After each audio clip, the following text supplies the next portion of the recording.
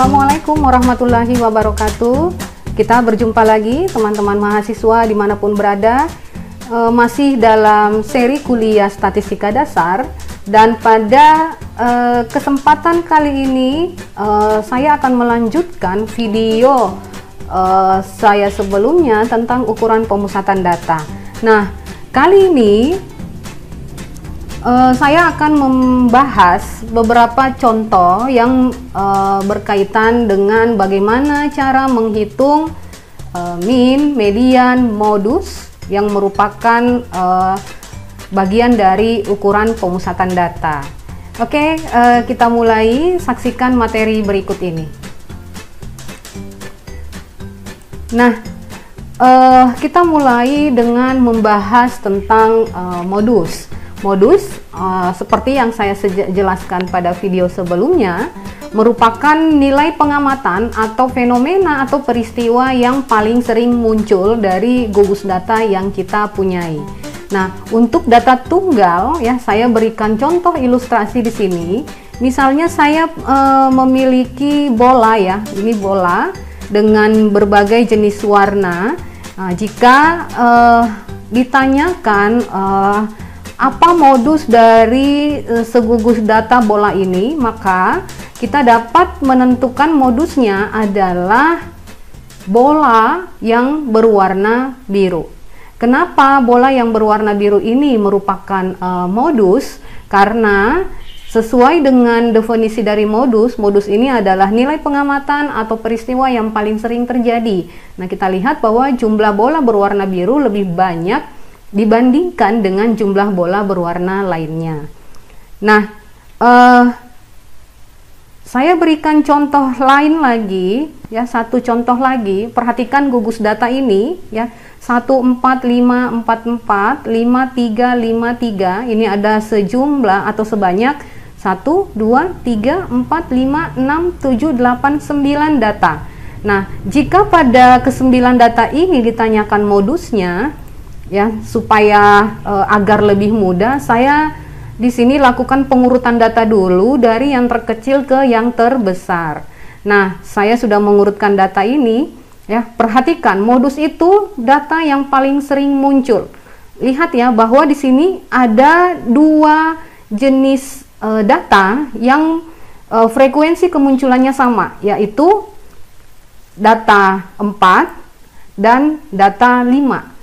Nah, di sini dapat kita lihat bahwa dari gugus data ini memiliki modus lebih dari satu, yaitu 4 dan 5.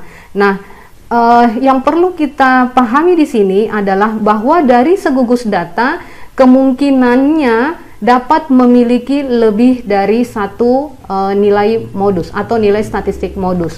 Nah, untuk modus yang memiliki lebih dari satu modus, untuk data yang segugus data yang memiliki lebih dari satu modus, kita sebut dengan istilah bimodus.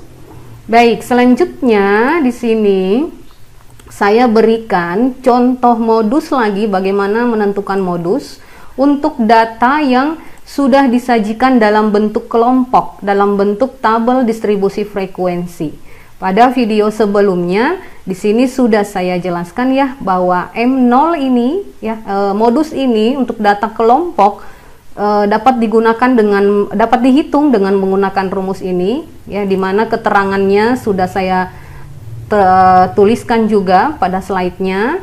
Nah, saya berikan contoh, ya. Ini adalah data kelompok yang sudah disajikan dalam bentuk distribusi frekuensi. Data ini adalah nilai ujian statistika dari 60 mahasiswa.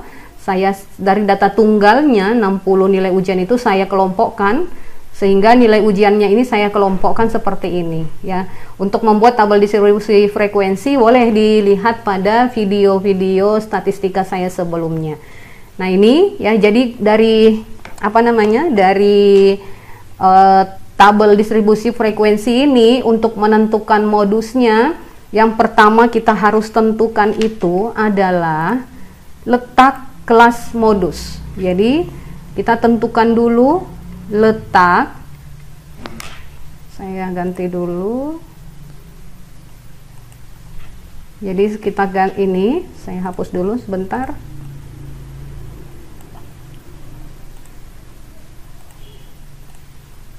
Nah, jadi kita tentukan dulu terlebih dahulu adalah letak kelas modus. Jadi pada data kelompok ini kelas modusnya itu ada pada kelas interval yang mana. Nah, untuk menentukan letak kelas modus, gunakan definisi atau pengertian dari modus, yaitu data yang paling sering muncul. Artinya, kita untuk menentukan letak kelas modusnya, perhatikan frekuensi. Lihat frekuensi yang paling banyak, paling besar, yaitu 16. Maka, kelas modusnya adalah jatuh pada kelas interval ini, 68 sampai 78. Nah, selanjutnya kita sudah dapat menghitung modusnya dengan menggunakan rumus ini. Modus sama dengan B ditambah P dikali dalam kurung ya B1 dibagi B1 ditambah dengan B2.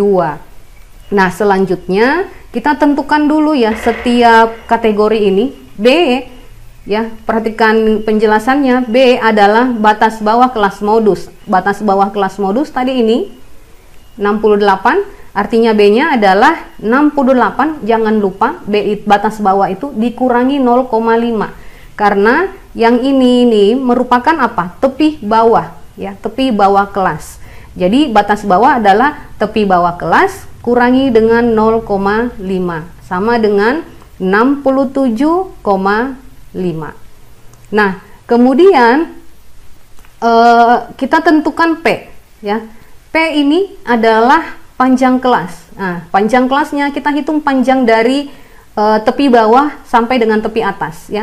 68, 69, 70, 71, 72, 73, 74, 75, 76, 77, 78. Artinya panjang kelasnya 11. Nah, berarti ini tadi B-nya 67,5 ditambah P-nya 11 dikali B1. B1 ini frekuensi kelas modus dikurangi dengan frekuensi sebelum kelas modus. Jadi frekuensi kelas modus dikurangi dengan frekuensi sebelum kelas modus. 16 dikurang 9 sama dengan 7. Selanjutnya kita tentukan nilai B2 adalah frekuensi kelas modus dikurangi frekuensi setelahnya. Jadi ke sini 16 dikurang 13 sama dengan 3. Nah, kita substitusi nilainya B1 7, B1-nya tadi adalah 7 ditambah B2-nya adalah 3. Sama dengan 67,5 ditambah 11. Nah, ini kita sederhanakan, 7 dibagi dengan 10 berarti 7 per 10 0,7. Ya, ini sama dengan 67,5 ditambah 11 dikalikan 0,7 adalah 7,7. Nah, hasilnya adalah kita jumlahkan 67,5 ditambah 7,7 sama dengan 75,2. Nah, jadi nilai modus pada data distribusi frekuensi ini atau nilai modus ini artinya adalah bahwa modus dari data nilai ujian statistika dari 60 mahasiswa adalah 75,2. Perhatikan bahwa nilai modus 75,2 ini tidak keluar dari penentuan letak kelas modusnya. Artinya ketika kita sudah menentukan letak kelas modus ini, maka nilai modusnya nanti harus berada pada selang interval 68 sampai dengan 78. Nah, saya ulang lagi, kesimpulannya tadi adalah bahwa modus dari data nilai ujian statistika 60 mahasiswa adalah 75,2 gitu ya. Kemudian kita lanjut. Contoh selanjutnya saya bahas tentang median. Ya, perhatikan ya, median ini merupakan nilainya, nilai yang posisinya berada di tengah-tengah setelah data segugus data yang kita punya diurutkan terlebih dahulu, mau dari yang terkecil ke terbesar atau terbesar ke terkecil. Nah, ingat bahwa median ini ya, kalau kita tuliskan sama dengan ME ya, median ini sama dengan persentil, nilainya sama dengan persentil 50 atau P50. Dan nilai median ini juga sama, ini saya hapus dulu, bukan tanda panah ya,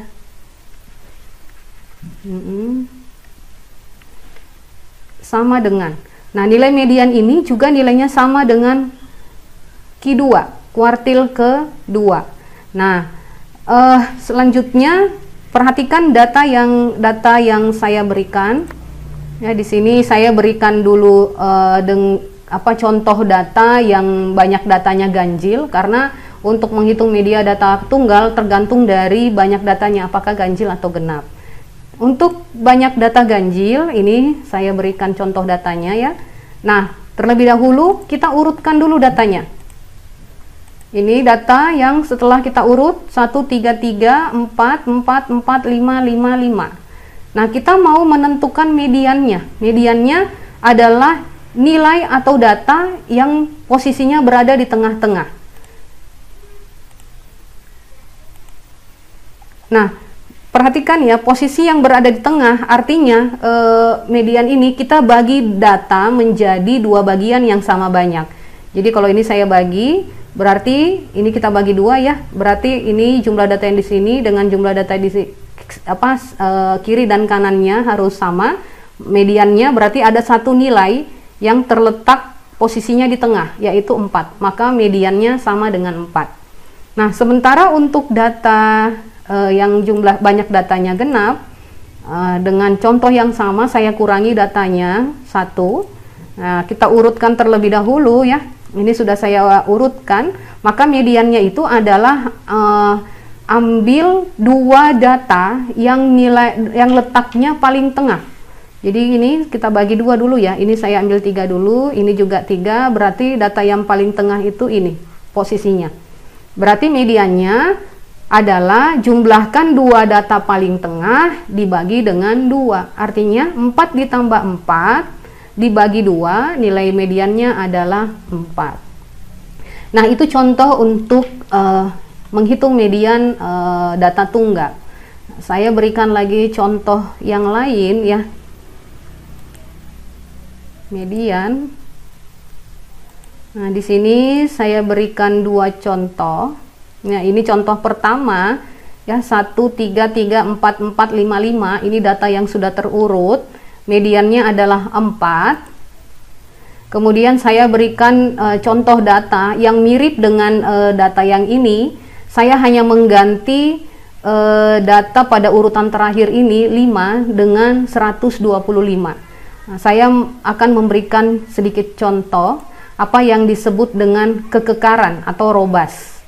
Nah, kalau data yang pertama ini mediannya 4. Data yang kedua ini kita lihat ya, nilai tengahnya juga sama, yaitu 4.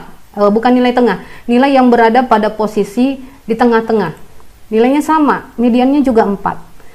Nah, pada median ini ada sifat yang disebut dengan bahwa median ini kekar atau robust.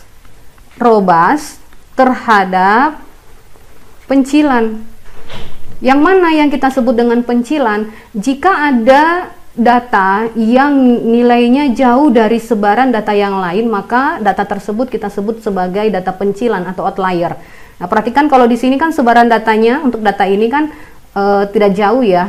Akan tetapi untuk data yang kedua ini perhatikan ada data 125, sementara data yang lainnya itu adalah 1, 3, 3 hanya satuan ya. Di sini dia ratusan, maka 125 ini kita bisa kategorikan sebagai data pencilan. Nah, adanya si pencilan ini pada segugus data, ketika kita menghitung nilai mediannya, dia tidak akan memberikan pengaruh terhadap nilai median. Artinya, median ini bersifat kekar atau robust terhadap pencilan, tidak terganggu ya. Jadi ini istilah tidak terganggu terhadap adanya data pencilan. Nah, saya lanjut lagi untuk contoh median yang lain. Ini saya berikan ya. Ada permasalahan, ini ada data tebal 6 buah buku dalam sentimeter, diambil secara acak dari perpustakaan, datanya seperti ini. Tentukan mediannya dari data tebal buku tersebut. Berarti kita perlu mengurutkan dulu datanya ya, kita urut dari yang terkecil 1,9, kemudian 2,3, kemudian 2,5, kemudian 2,7, kemudian 2,9, kemudian 3,1. Ya, jadi setelah diurut, kita sudah dapat menentukan mediannya yang mana, yaitu nilai yang berada pada posisi paling tengah. Kita lihat posisi paling tengah ya, ini dengan ini. Nah, berarti karena ini datanya genap, ya, ambil dua data paling tengah, berarti 2,5 ditambah 2,7, kita bagi 2. Nah, hasilnya ya tinggal kita tinggal teman-teman jumlahkan kemudian bagi 2. Nah, selanjutnya, contoh selanjutnya adalah median untuk data kelompok. Nah, ini formula atau rumus yang dapat kita gunakan. Keterangannya seperti yang sudah saya tuliskan. Datanya ini sama, saya punya data distribusi frekuensi, nilai ujian statistika dari 60 mahasiswa. Kita akan mencari nilai mediannya. Ya. Jadi dengan cara yang sama tadi, pada saat menghitung modus, yang pertama kita harus tentukan ketika datanya kelompok adalah letak kelas median. Untuk menentukan letak kelas median, kita dapat menggunakan formula 1/2 dikali N, maka letak kelas mediannya adalah 60 bagi 2 sama dengan 30. Caranya menentukan letak kelas mediannya ini adalah jumlahkan frekuensi pada kolom ini ya, sampai nilainya mendekati 30. Kita jumlahkan dulu ya. 3 tambah 4, 7, kemudian 4 ditambah 9 ini, 7 ditambah 9 ini berarti 16. Ini 16 ini kan belum mendekati 30, kita coba jumlahkan lagi ke sini, nilainya adalah 32. Maka letak kelas mediannya jatuh pada kelas interval 68 sampai 78. Nah, selanjutnya kita tentukan B. B adalah batas bawah kelas median, sama dengan modus tadi, maka batas bawahnya tepi bawah 68 dikurangi 0,5, berarti hasilnya adalah 67,5. Kemudian P, panjang kelasnya tadi 11 ya. Kemudian F besar atau F kapital, jumlah semua frekuensi dengan tanda lebih kecil dari tanda kelas median. Artinya kita jumlahkan frekuensi sebelum kelas median. Nah, jadi frekuensinya di sini adalah kita jumlahkan ini ya. Nah, maka F-nya adalah jumlah frekuensi sebelum kelas mediannya, berarti ini ya, kita jumlahkan, hasilnya adalah 16.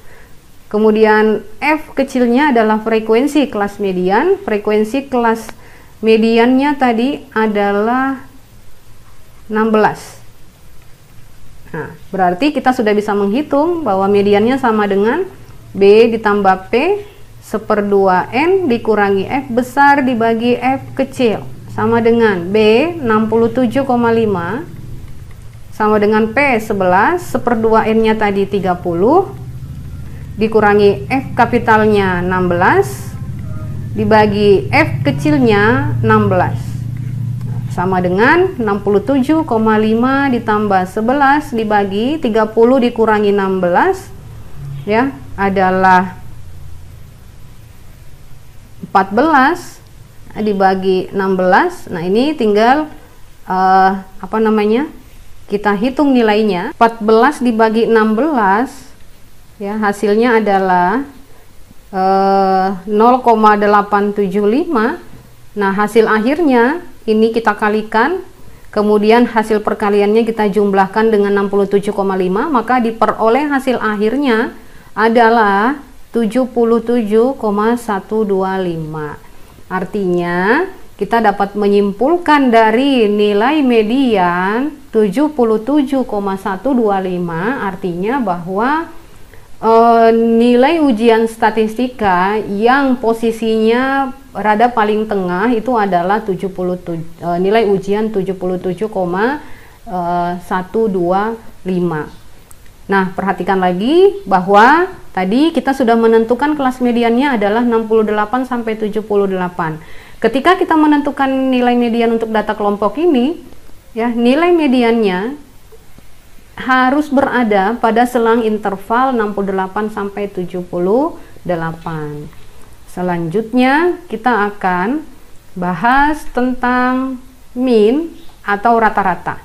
Mean rata-rata ini seperti saya jelaskan pada video sebelumnya merupakan pusat data atau sentroid, yaitu nilai tengah dari segugus data. Nah, pusat data ini perhatikan bahwa ya saya berikan dua contoh data ya untuk menentukan minnya ya data tunggalnya ini. Perhatikan bahwa pada rata-rata ini ya pada rata-rata saya ganti dulu pennya. Pada rata-rata ini ya harus diperhatikan notasi yang digunakan, yaitu notasi untuk populasi, jadi min pada populasi dan min pada sampel. Notasi populasinya parameternya adalah mu, kemudian notasi sampelnya statistiknya adalah X bar.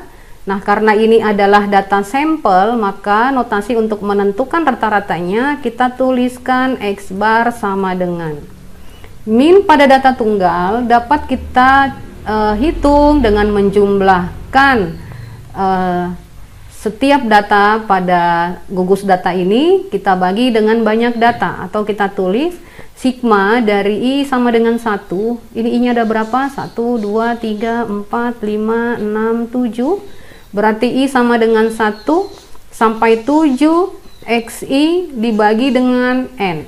Maka diperoleh sama dengan, kita jumlahkan ya, 1 tambah 3 ditambah 3 ditambah 4 tambah 4 tambah 5 ditambah 5 dibagi dengan N-nya. N-nya berarti 7.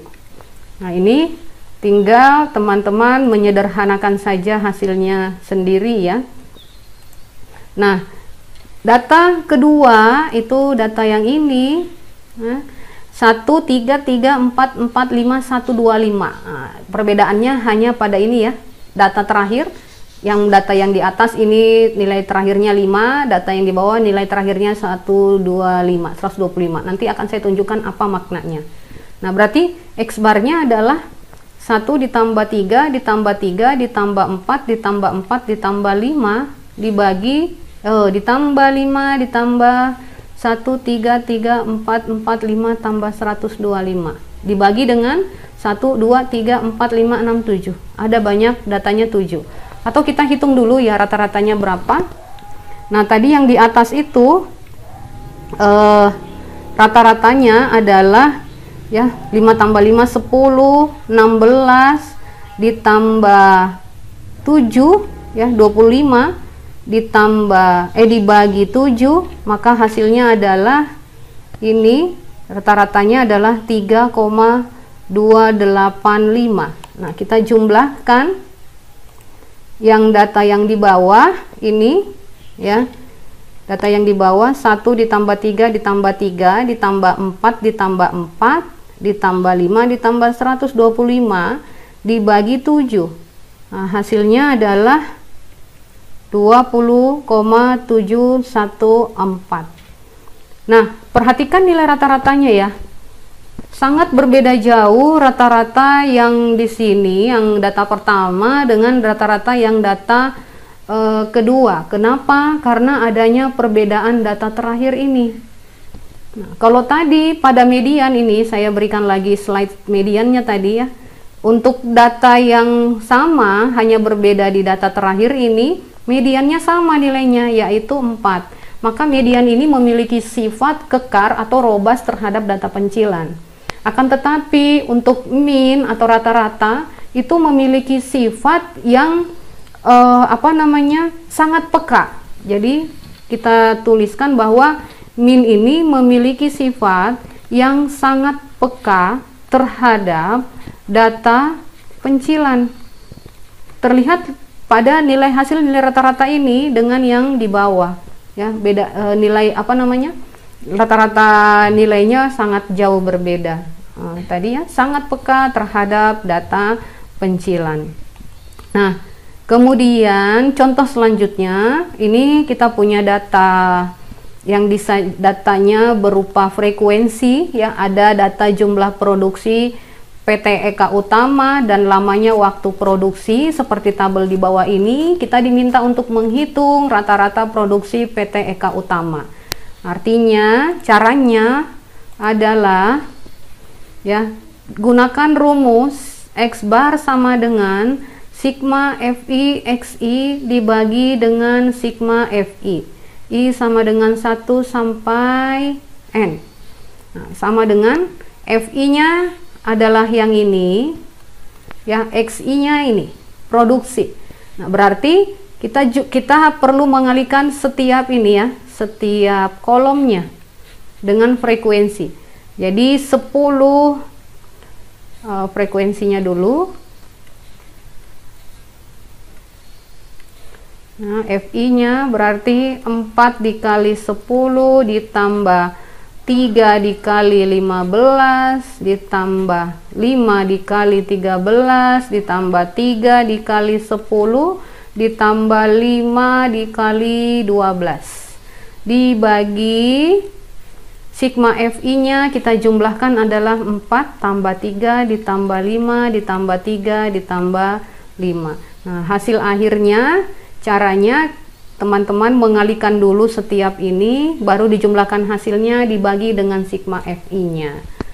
Nah, selanjutnya adalah bagaimana menghitung data kelompok, rata-rata data kelompok. Nah, untuk data kelompok ini rumus yang digunakan masih sama dengan ini. Kita perlu membuat tabel bantu, ya. Di sini saya lanjutkan tabel bantunya. Kita tentukan XI-nya dulu. XI ini adalah tanda kelas. Cara memperolehnya adalah jumlahkan tepi bawah bagi 2. 35 ditambah 45 dibagi 2. Hasilnya adalah 40. Kemudian yang kedua 46 tambah 56 bagi 2. Hasilnya adalah 51. Yang ketiga, kelas ketiga 57 tambah 67. Hasilnya adalah 62. Selanjutnya ini adalah 73. Kemudian 84, kemudian 95. Nah, selanjutnya kenapa perlu kita hitung XI? Karena di sini, ya, formulanya menggunakan FI dikali XI. Kita hitung masing-masing baris, kalikan frekuensi dengan tanda kelasnya. 3 kali 40, 120. 4 dikalikan 51, maka hasilnya adalah 204. Yang di bawah adalah 558. Yang di bawah 1168, 1092, 1425. Nah, ini kita jumlahkan, hasilnya FI XI ini adalah 4567. Nah, tinggal kita substitusi ke formulanya. Maka X bar, ya, X kecil bar garis atasnya sama dengan sigma FI XI dibagi dengan sigma FI, maka sigma FI XI-nya tadi 4567 dibagi 60, ya. Ini sigma FI. Hasilnya adalah 76,11. Nah, perhatikan, ya, bahwa letak min-nya juga berada pada kelas interval yang ini, ya. Nah, demikian contoh-contoh pembahasan untuk ukuran pemusatan data, min, median, dan modus. Perhatikan tadi apa yang saya jelaskan terkait sifat-sifat dari min, sifat-sifat dari modus, dan sifat-sifat dari median, ya, beberapa perbedaannya apa saja. Oke, saya akan melanjutkan lagi video pertemuan selanjutnya tentang ukuran peletakan data. Semoga materi-materi yang saya sampaikan ini bermanfaat. Terima kasih. Assalamualaikum warahmatullahi wabarakatuh.